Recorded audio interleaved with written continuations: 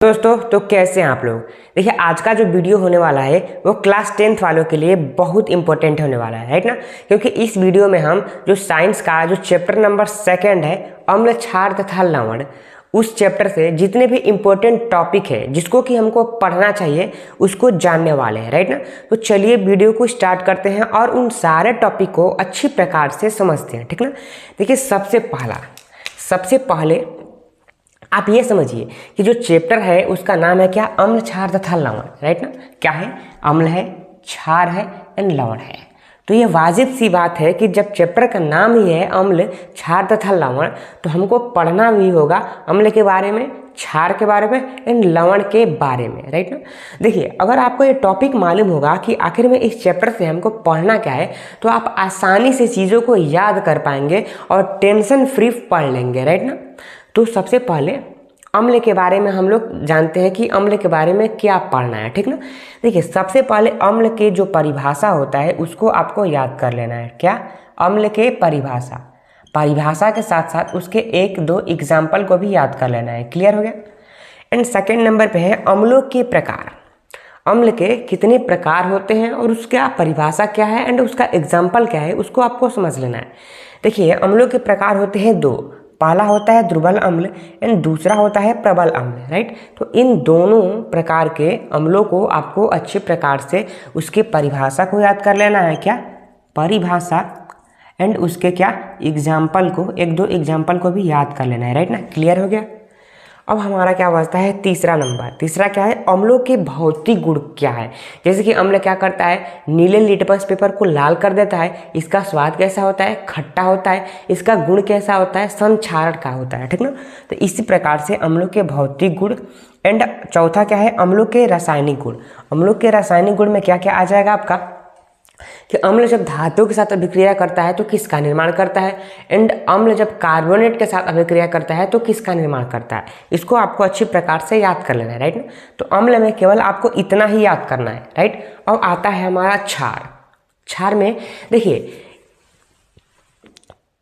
जहाँ जहाँ अम्ल का उपयोग किया गया है उस स्थान को हटाकर या उसके स्थान पर क्षार लगा दीजिए, राइट। तो अगर हम लोग यहाँ पे लिखेंगे तो आपको क्या करना पड़ेगा, क्षार का परिभाषा और एग्जाम्पल याद कर लेना है। क्षार के प्रकार को भी याद कर लेना है।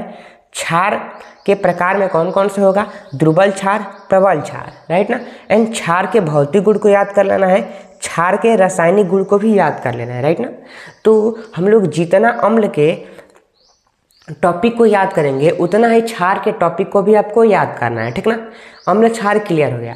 अब मेन पॉइंट क्या है, जैसे कि अम्ल तथा क्षारक के बीच अभिक्रिया। आपको एक परिभाषा याद कर लेना है कि जब अम्ल और क्षार का अभिक्रिया होता है तो किसका निर्माण होता है, राइट ना। इसको आपको याद कर लेना है। 5वां हो गया क्लियर। 6वां क्या है, सूचक, इंडिकेटर। सूचक को याद कर लेना है। सर्वव्यापी सूचक, गंधयुक्त सूचक, संश्लेषी सूचक एंड प्राकृतिक सूचक। इन चारों प्रकार के सूचक को आपको अच्छी प्रकार से याद कर लेना है, राइट ना। सूचक भी हो गया क्लियर। 7वां क्या है, पीएच परिसर। पीएच परिसर को आपको अच्छी प्रकार से याद कर लेना है। पीएच वैल्यू भी आपको याद कर लेना है, राइट ना।